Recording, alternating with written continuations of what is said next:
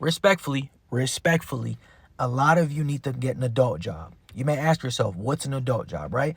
I'm an adult. I have a job. Is this not considered an adult job? Not necessarily. An adult job is a job that pays you well enough where you are comfortable. It pays you well enough where you could afford to buy a property. It pays you well enough where you could afford to take PTO, travel, right? A lot of you are stuck in your teenager jobs, right? What's a teenager job, you may ask? A teenager job, right, is the job you get right out of high school, right out of college, right?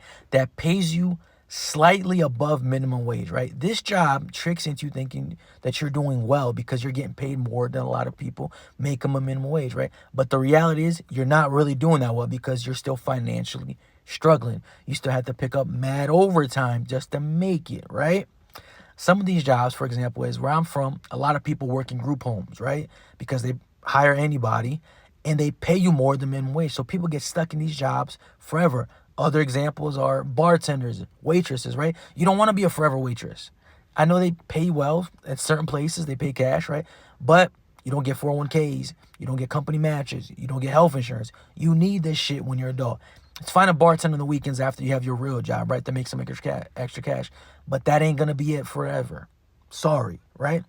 Some examples of adult jobs that I'm seeing, right? A lot of people I know now are becoming COs. They're getting their CDLs, right? They're joining healthcare.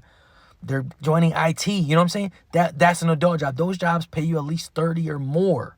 And that's what you need to make in your late 20s, early 30s. You need to be making 30 or more, or close to it, right? Because at least that's going to get you comfortable. It's a good starting step as an adult. You don't want to be making $18, $20 in your 30s, bro. Just because it's more than minimum wage does not mean you're doing well.